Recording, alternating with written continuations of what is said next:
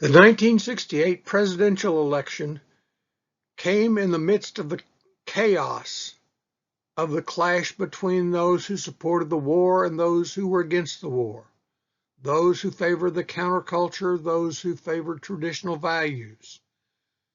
And Richard Nixon, the Republican, came out on top. It was a time when nothing seemed sacred to those who were traditionalists. The Beatles were leading a revolution with their music. Hair opened on Broadway. Even the Olympic Games were politicized when black athletes raised their fist in a Black Power salute. And the Miss America pageant, what could be more American than that, is protested by women saying it's just a meat market. Political leaders were being assassinated, like Dr. King and Bobby Kennedy. Our military, which had been the best in the world, well, now people start to question that with the Tet Offensive, and then the hijacking of a U.S. naval spy ship off the coast of North Korea.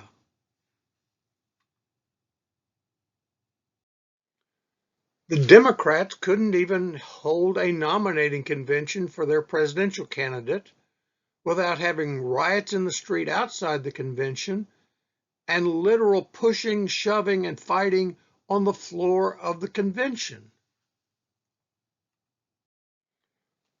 For many Americans, it felt like just too much was changing, that we could not seem to get in touch with our traditions, that somehow the country was going off the rails. And to many Americans, it seemed like there was a real threat of a revolution. For many Americans, the counterculture seemed to be their children just ignoring the way they were raised. Too much sex, drugs, and rock and roll. And they couldn't understand what was wrong with their children. Why aren't their children obeying their parents?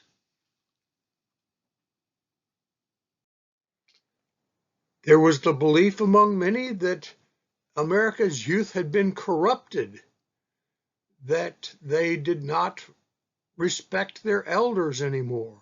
They were not willing to do as they were told. And that was really upsetting, particularly to those who believed in traditional American values, like the generation that had fought World War II. So supporters of traditional American ways began to push back. They began to attack the peace marchers. They began to try to reassert the institutions of American values. We have talked about how conservative college students pushed back with the Young American for Freedom organization, pushed back against the Students for a Democratic Society, and the others of the counterculture. Now, this picture is interesting because you'll note the conservative dress of these marchers with their corsages and little suits and stuff like that. So different from the youth of the counterculture. And I ask you again about what is going to be the most attractive for many media coverage. Is it a bunch of hippies in wild clothes? Or is it these conservatively dressed young Americans for freedom who believe in upholding the law, not breaking the law?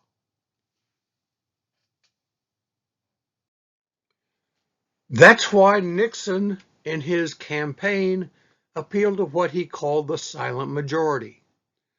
those who were not out protesting in the streets, those who were not doing drugs, those who were just living their lives, going to work, coming home, watching a little TV, maybe having a backyard barbecue on the weekends, going to church on Sundays. That was who Nixon appealed to.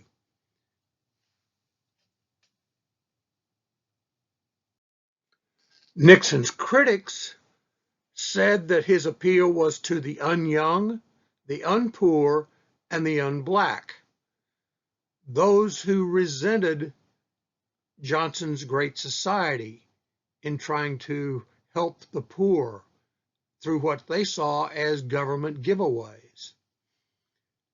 Nixon certainly appealed to white Southerners.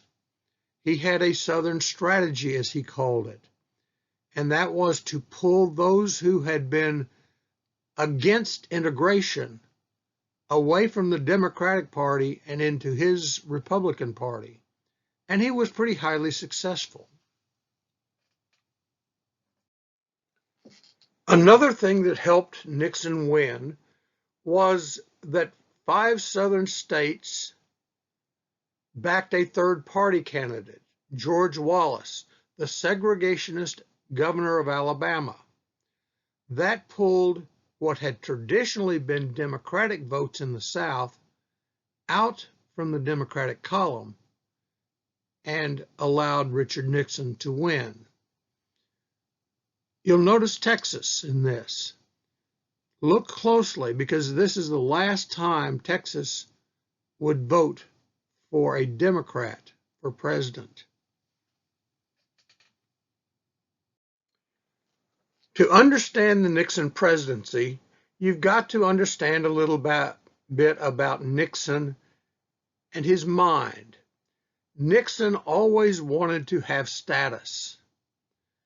He was the son of a middle class, lower middle class even, parents who aspired to being great. He wanted to go to an Ivy League school. He had the grades. He was a very hard worker and he was intelligent. But his folks couldn't afford it. So he ended up having to go to Whitaker College, stay at home and go to college and live at home. After the war, he came back and wanted to go to law school, but he couldn't get into an Ivy League law school. So he had to settle for a second-tier school at Duke. At Duke, he was surrounded by wealth, the sons of the wealthy, and they rejected him. In fact, he formed his own little group that he called the Squares. It was at Duke that Nixon got his first nickname, Old Iron Butt, because he could sit and study for hours without taking a break. When he finished law school, he applied to the FBI and was rejected. This just built in Nixon's mind that you could not trust anyone, that you had to get the power and then use the power. He also grew up and began his public service in the era of the Cold War, of McCarthyism. And therefore, he was kind of in a spy versus spy mind, that using misdirection and deceit, misinformation, covert activities, that was the way to play the game. He believed that public appearance was very different from what you did in your private actions. Nixon's need for status led him to believe that anyone who opposed what he believed was best was his enemy. And in fact, he kept a written list of his enemies in his desk drawer.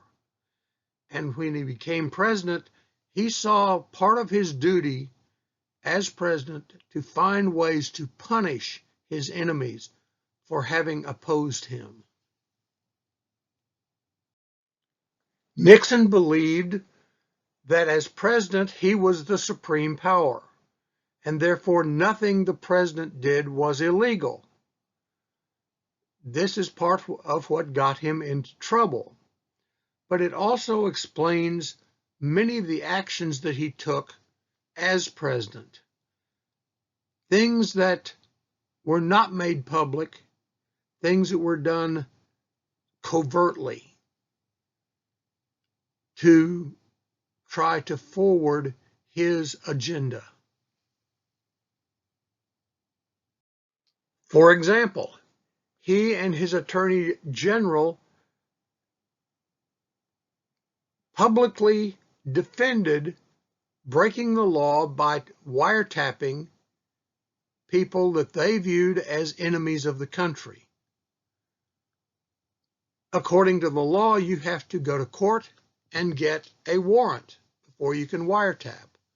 They didn't bother. They felt that the country was under attack, and therefore they could do anything they needed to do to stop the subversion of the U.S. government. And of course, in their minds, the U.S. government was them. And therefore, they would put up wiretaps on anti-war groups. They would send in spies, undercover agents, to infiltrate groups like the Black Panthers, all of which was illegal, but they believed that it was in the best interest of the government, and therefore they could do it. Nixon also believed that he was more important than Congress. And so if Congress passed laws that he disagreed with, he just ignored them. For example, Congress passed money to pay for school busing. Courts began to order school districts to improve integration by busing students, say, from a predominantly black school to a predominantly white school, and white students from a predominantly white school to a black school. Congress passed money to help pay for this. Nixon refused to spend that money. He sequestered the funds, as he called it. And therefore, it's not just in law enforcement and in what he saw as fighting back against the enemies of America, it's also ignoring Congress.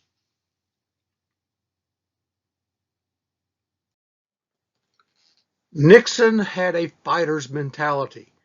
He believed that he had been fighting all his life to get respect, to get status, and that anybody who was opposed to him should be knocked down, should be taken out. That's part of the reasons for his enemies list. But it's also a matter of his mindset that equated himself with what was good for America, and that anybody who disagreed was not just wrong, but was an enemy of America, was unpatriotic. And therefore, Nixon used power to push his own agenda, yes, but also to fight against those that he believed were trying to subvert the country. In the era when Nixon was becoming a public figure, it was assumed by most Americans that anybody who challenged authority was being controlled by the communists, that communism was causing all of the trouble that happened in America. Therefore, for example, Dr. King was investigated as a communist by the FBI. The NAACP was labeled a communist front organization. because there was the belief among leaders in America and most of the white people in America that anything that questioned the way America was doing things was inspired by communism.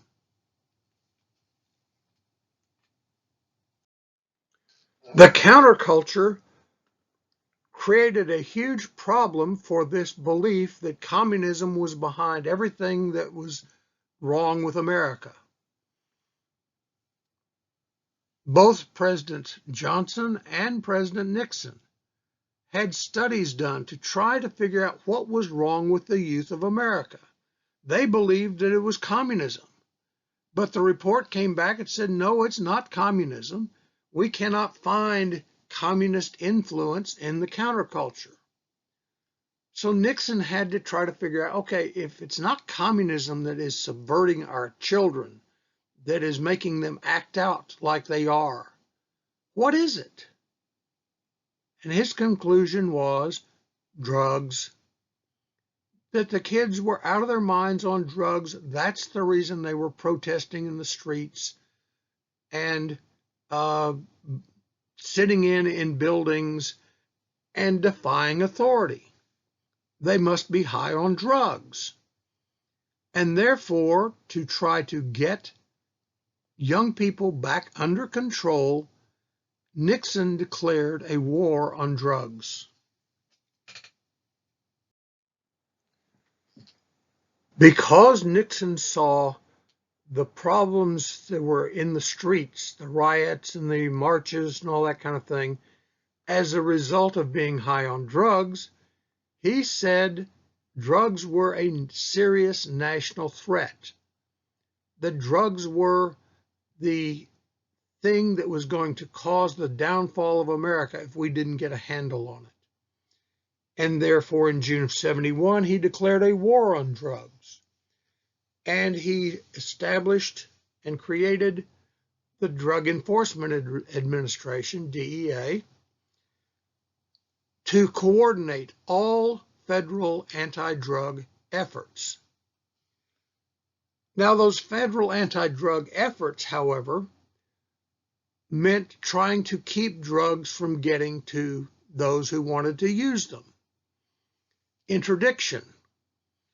And so the vast majority of the federal effort to stop drugs was not anything as far as addiction treatment or addressing issues that might cause people to use drugs. It was trying to stop drugs from coming into the country and stop drugs from being sold. So it became criminal. It became a police matter. And to this day, that is part of the focus, a major part of the focus of America's anti-drug policies, is to stop the drugs from getting to the users by using the law. This war on drugs continued in succeeding presidents. First Lady Nancy Reagan, for instance, took on as one of her major projects as First Lady the so-called Just Say No anti-drug campaign. There were posters in every school, just say no to drugs. And the belief that if you told people don't use drugs, they were not going to do it. As a conservative, Ronald Reagan was a staunch believer in law and order. And therefore, he believed that if you made the penalties harsh enough for the sale and distribution of drugs, that people would stop doing it. And therefore, he implemented what were called mandatory minimum penalties. The judges had no discretion. If someone was caught with drugs, they were sentenced to long sentences. Whether those drugs were 3 marijuana cigarettes or a pound of cocaine, it didn't matter. You were going to prison for 20 years. That was the mandatory minimum. The interesting thing about mandatory minimums was the differentiation in what type of drug drew what kind of sentence. For example, the sentencing for crack cocaine was much more severe than the sentencing for powdered cocaine.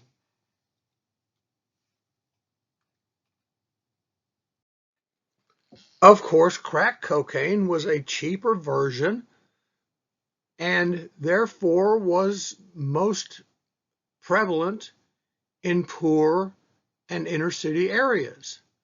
And therefore, you had a sentence for crack cocaine that was much harsher than that for powdered cocaine, which was used mostly by more affluent people, movie stars, Wall Street types, that sort of thing, and therefore was not seen as serious a problem because primarily whites were using it, not minorities.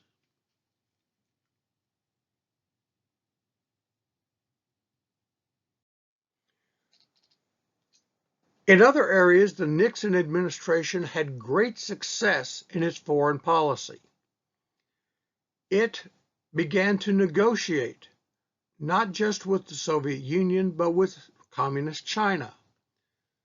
Now, before this, because of America's fear of communism, to simply sit down and talk with these communist leaders was seen as giving in to communism, being soft on communism, as it was called. However, Richard Nixon had established his credentials as a stringent anti-communist. Remember, he had been one of the leaders in the House Un-American Activities Committee. He had gotten the conviction of a communist Alger Hiss, not for spying, but for perjury. And so he was known for his absolute opposition to communism. This then allowed him to start negotiations with the communist leaders without being labeled soft on communism. And he did that. And he opened an era of détente with the Soviet Union, which basically meant, each side just taking care of its own business. He visited China and opened negotiations and diplomatic relations with communist China so that we could talk about problems and not just point weapons at each other.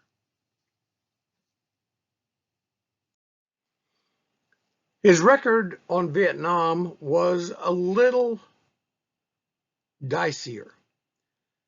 He had secretly escalated the air war in Vietnam while at the same time publicly announcing that he was withdrawing troops from Vietnam, what he called Vietnamization, that the South Vietnamese would take over the ground fighting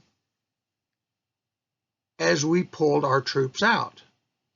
However, what he did not tell the American people was that to support this, he escalated the bombing raids into North Vietnam and neighboring Cambodia and Laos, where supplies were shipped to the Viet Cong in South Vietnam.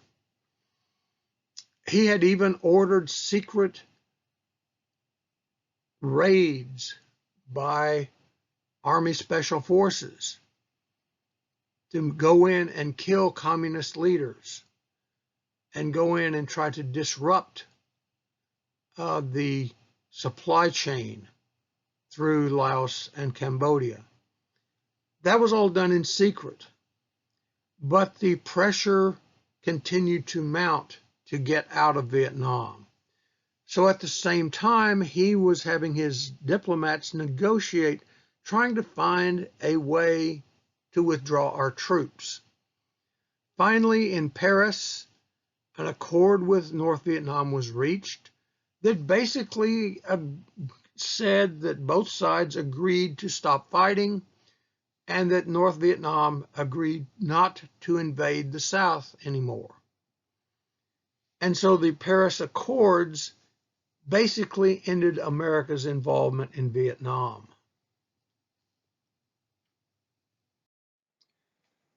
To get South Vietnam to agree to the Paris Accords, Nixon secretly promised that if the North Vietnamese should break the agreement, that we would send troops back in. But after Nixon left office, the North invaded the South, and nobody knew about these secret agreements, and therefore the United States did not send troops back in, and the North Vietnamese were able to take over the entire country, leading this iconic picture of the American embassy staff fleeing Vietnam as the North Vietnamese rolled into Saigon. While Nixon was enjoying great success in foreign policy, his domestic agenda would be viewed by conservatives today as liberal. For example, he strengthened the Equal Employment Opportunities Commission and affirmative action to try to help minorities and the underserved to get better jobs, to fight discrimination. He also instituted what were called set-asides, and to this day, set-asides are a part of most government contracts. What set-asides are is that minority contractors and women contractors have to be given a certain percentage of the work. So for instance, when TCC South builds a new building to replace the rotunda, in that contract, it's probably going to say that X amount or X percentage of the work must be done by minority plumbers or carpenters or whatever. And therefore, it gives minority contractors an opportunity to succeed in getting parts of federal contracts. This was a big boost for particularly Black, Hispanic, and women-owned businesses, because now they were guaranteed a part of the federal money that was being paid in contracts. One of the agencies that is roundly criticized by today's conservatives is the Environmental Protection Agency. Richard Nixon signed the legislation creating the Environmental Protection Agency. He signed the first modern environmental laws, such as the Clean Air Act in 1970. He proclaimed the first Earth Day in 1971. In other words, Richard Nixon set the groundwork for much of the environmental protection law that we have today. By today's standards, he was also fairly liberal on women's issues. He supported abortion rights. He supported the Equal Rights Amendment. Although while he was president, he didn't do much to push those forward. He did pass and signed congressional law and the Education Act of 1972 that included Title IX. This outlawed unequal treatment of women in education. Any of you ladies who have played school sports, you can thank the Education Act of 1972 and Title IX, because it said that schools could not provide sports only for men. they had to provide equal sport opportunities for women.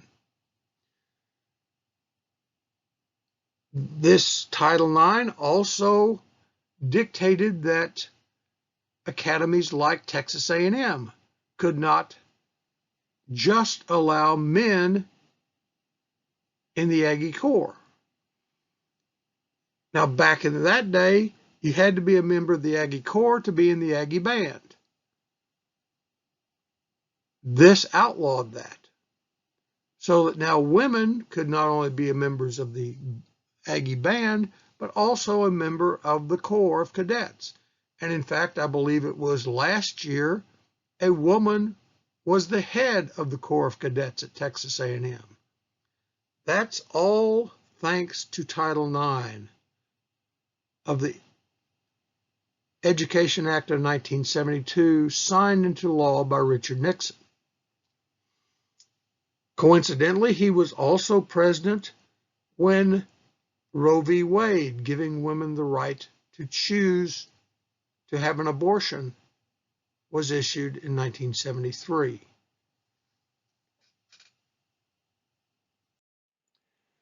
Nixon's paranoia about his enemies being everywhere and his wanting to keep everything secret, to work covertly, finally caught up with him in what became known as the Watergate scandal.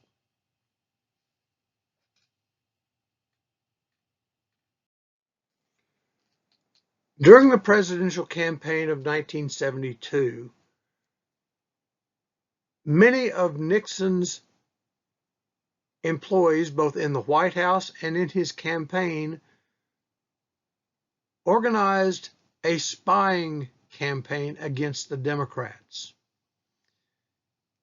And they illegally wiretapped the Democratic National Convention's phones. They did dirty tricks, like if they found out a Democratic rally was going to be held at XYZ Coliseum, they would go in and cancel the reservation. So when the Democrats showed up, they didn't have any place to hold a convention. That sort of thing. And they were doing this all secretly. But when it was exposed, most of the leaders of the Nixon campaign and many of his White House staff ended up going to jail for breaking the law. The question was always, were these just overeager staffers trying to please their boss, or was Nixon running this thing? How much did he know and when did he know it? That became the question. The answer was that Nixon did not know about the original break-in and attempts to plant listening devices in the Democratic National Headquarters office. He did not know about that. However, his use of covert operations made it perfectly logical to his followers that he would have liked that. However, once it became public that this was an operation of the Committee to Re-elect President Nixon, then Nixon got involved and tried to cover it up. That was where he broke the law. It wasn't in the initial planning, but once he found out about it, then he participated in the cover-up and directed the cover-up. For example, he told the CIA to go to the FBI and tell them to stop investigating the Watergate burglary because it was a national security issue. It wasn't, but he was trying to stop the FBI investigation by placing a cloak of secrecy over an operation that was just about his political ambitions and future.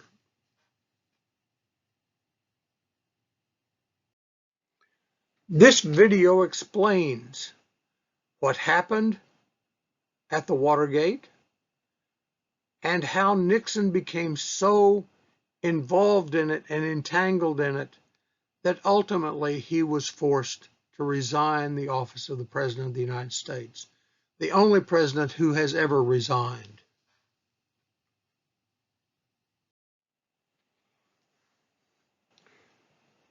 With the House moving bipartisanly toward impeachment, Nixon resigned. That meant that Vice President Gerald Ford would become president. Now, this is highly unusual. Under the 25th Amendment, Gerald Ford had been nominated and made vice president because Nixon's former vice president, Spiro Agnew, was in prison. He had been convicted of corruption while he was governor of Maryland before he became vice president. So now Gerald Ford becomes president. He has never been elected anything except congressman from his district in Michigan. But he becomes president of the United States. And he's an experienced and well-liked lawmaker. But his time as president is not so fun. So Watergate was about several issues.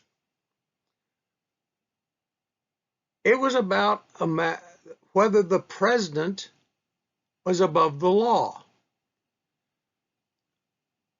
Because Nixon resigned, most people concluded that that proved that the president is not above the law. For some Americans, it just proved their belief that politicians were hypocrites, and they lost faith in any politician, thought they were all crooks. Nixon had run the presidency by using his power, not by being a role model for the country.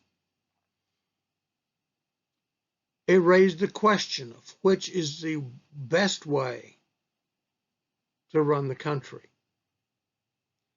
Because the American people believe we need a strong president, but within the Constitution. We don't need a dictator. We don't need someone who is just a puppet dancing on the strings somebody else is pulling. We need a strong president, but it must be within the law. These were the issues of Watergate, and some felt like these issues had been resolved. But had they?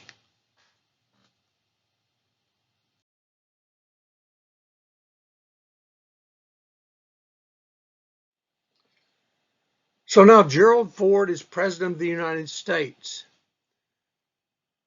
He has a lot of balls to try to keep in the air, particularly in foreign affairs with the communist countries. But the aftermath of Watergate is taking up so much of his time. At his press conferences, most of the questions are about Watergate. He feels like that there has to be an end to all this stuff about Watergate.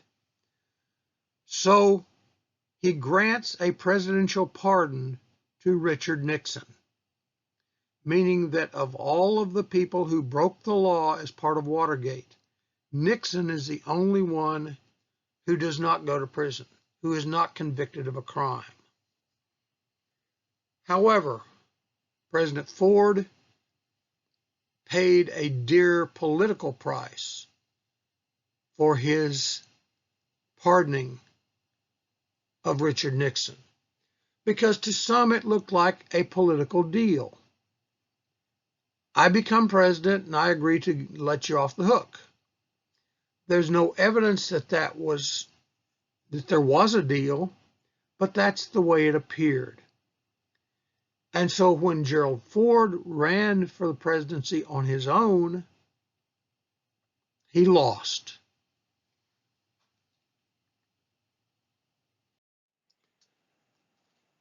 In the presidential election of 1976, Jimmy Carter, former one-term governor of Georgia, wins the presidency.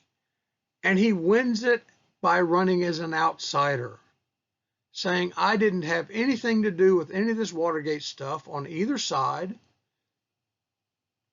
I was sitting home in Georgia on my peanut farm while all of these politicians were self-destructing. So therefore, I am not tainted by Watergate. Elect me and it will be a new start. And this was a very appealing to the American voters. And Jimmy Carter won the presidency.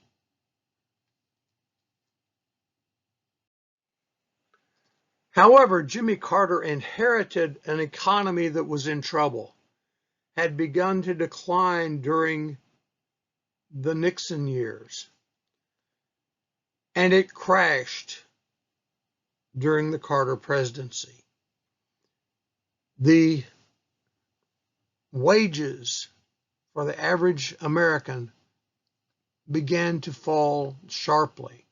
Unemployment began to rise, and we entered an economic recession. One of the main contributing factors to this economic recession was the rise of OPEC, the Organization of Petroleum Exporting Countries, that included most of the oil-producing countries in the Middle East, other countries like Venezuela, and they banded together to try to have a bigger impact on global oil supply. And they did. They agreed to cut back production of oil. By this point in time, the United States was importing, they were using more oil than we could produce here in the United States. So we had become dependent on imported oil. This cutback in oil imports caused a huge shortage, most visibly at the gas pump. You could not refill your car. Stations did not have enough gasoline to meet demand. And so Americans felt this part of the economic recession in their daily lives because they could not get the gasoline they needed for their cars.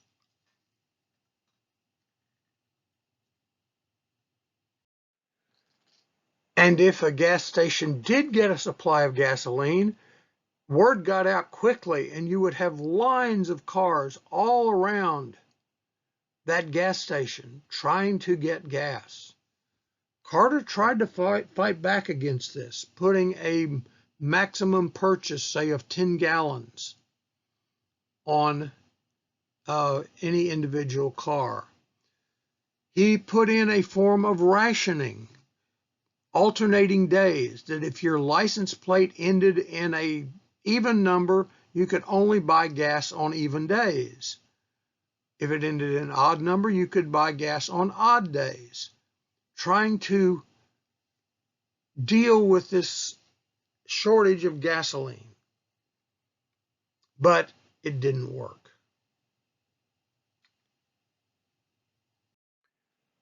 Part of the reason it didn't work is the United States automobile was huge. It was a gas guzzler. It was a V8 that got maybe 12 miles to the gallon. I remember as a little boy, our car was so big that when we went on vacation, my father could put a full-size suitcase on the floor of the back seat to build up the back seat to where it was level for us kids. and at 6'4", he still had plenty of legroom to drive. That's how big these things were. One of the things that happened as a result of this is that Detroit did not respond quickly to the need for more economical cars, but foreign competition did. And Americans began to buy these little foreign cars like Volkswagens and some Japanese thing called a Toyota. So it was this OPEC embargo and the gasoline shortage during the Carter administration that opened up the competition for foreign automobile manufacturers, because they were able to adjust more quickly to the need for more economical cars. The country's economic woes were different than anything that had happened in past recessions. It was called stagflation. In a normal recession or economic depression, the gross domestic product goes down, unemployment goes up, corporate earnings go down, and inflation goes down. But in stagflation, the GDP did go down, unemployment went up, corporate earnings went down, but inflation soared into the double digits. This was in large part caused by the more expensive price of oil and therefore of gasoline. And so something that you bought today for $1, 6 months from now might cost you $1.20. Your purchasing power was being decreased at the same time unemployment was increasing. That was stagflation. And Jimmy Carter had no idea really how to fight it. He tried a number of things, but none of them worked.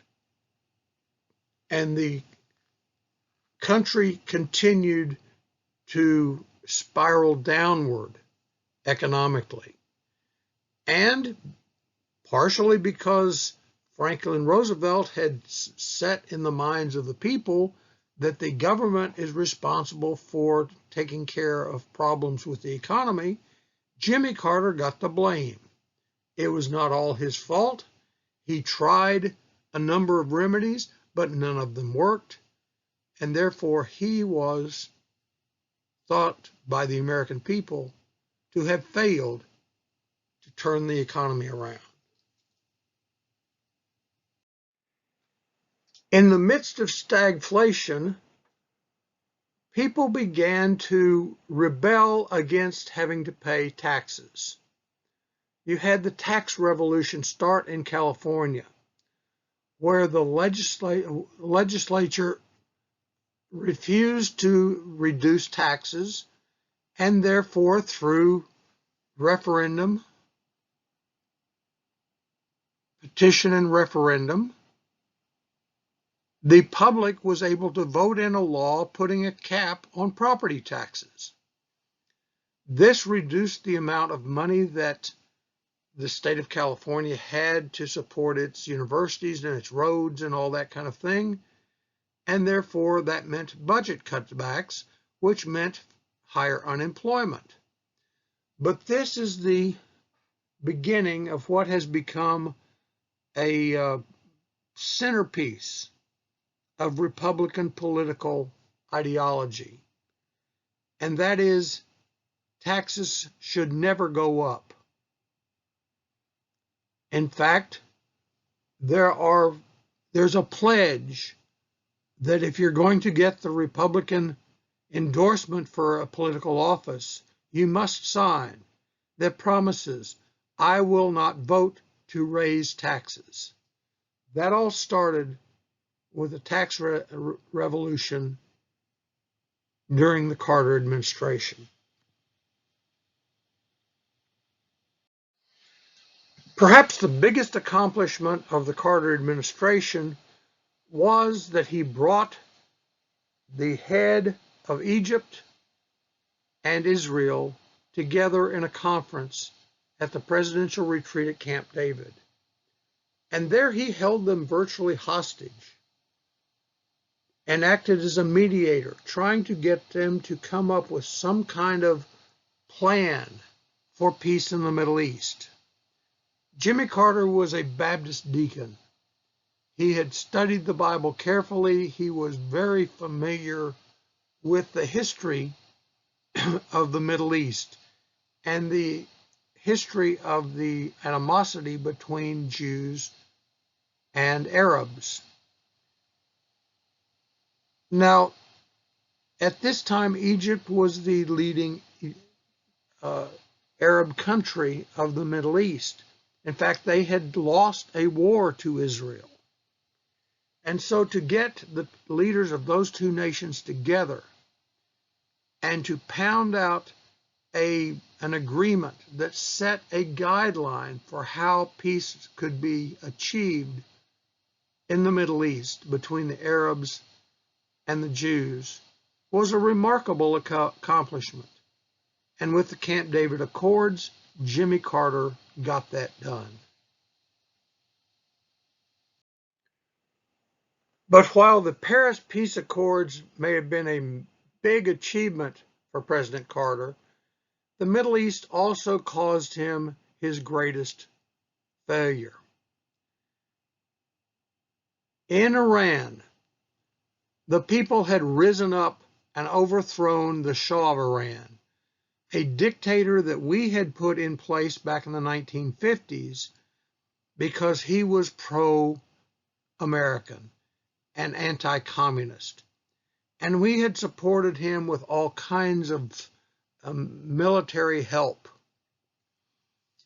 But he was one of the most brutal dictators in the world. And the Iranian people finally rose up and overthrew him and installed instead a religious government with the Ayatollah Khomeini as the head of the government. He was a Muslim cleric, and he immediately set about to make Iran a conservative Muslim stronghold, which he did, and it remains controlled by the clergy to this day. However, as part of the revolution in Iran, a group of so-called students attacked and captured the American embassy. And they took the embassy workers hostage.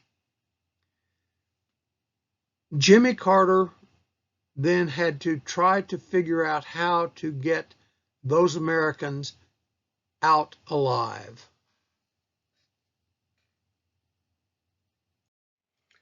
He tried to send in special forces to liberate them militarily, and that failed miserably when planes crashed and burned in the middle of the desert, when the helicopters that they were using didn't have shields on them and just sucked sand out of the desert up into their engines and killed the engines. It was a total disaster when Carter tried to use the military to rescue the hostages. Therefore, he was reduced to trying to negotiate the release of the hostages. And basically, the Iranians holding the American hostages were not that anxious to free them because they had great photo ops marching these hostages around as their prisoners. This promoted their revolution. And so Jimmy Carter was seen by the American people as having failed to protect our hostages. More and more Americans were beginning to fear that the United States was declining. What's happened to the mighty United States? The the country that won World War One, won World War II, was stopping the communists, had the greatest economy in the world. All of a sudden, that all seems to be into question. When some little country like Iran can blackmail the United States. Oh my God, what is happening to the United States? Was the question that more and more Americans began to ask. Were we beginning to decline? Increasingly, Americans were being concerned by the conditions as we approached the presidential election of 1980. The economy was bad. Drugs were still proliferating. You'd had the rise of an unknown disease called AIDS. You had increasingly sexual permissiveness as it was seen. That is, sex outside of marriage. We were not a superpower in the eyes of the Iranians and those in the Middle East anymore. The social engineering of the Great Society and the war on poverty had not reduced poverty. Our education systems seemed to be failing, as our children were not getting as good an education as they had in the past, and we still had not defeated communism. All of these factors led to a growing concern that the United States was a superpower in decline. Front pages of national magazines even asked this question, because by November of 1978, you had high inflation. We were dependent on foreign oil. Everybody seemed to be just taking care of themselves and not concerned about anybody else. The dollar was weak with inflation. Our research seemed to be lagging behind the rest of the world, particularly in electronics, where the Japanese were coming to dominate, making things like televisions and video recorders.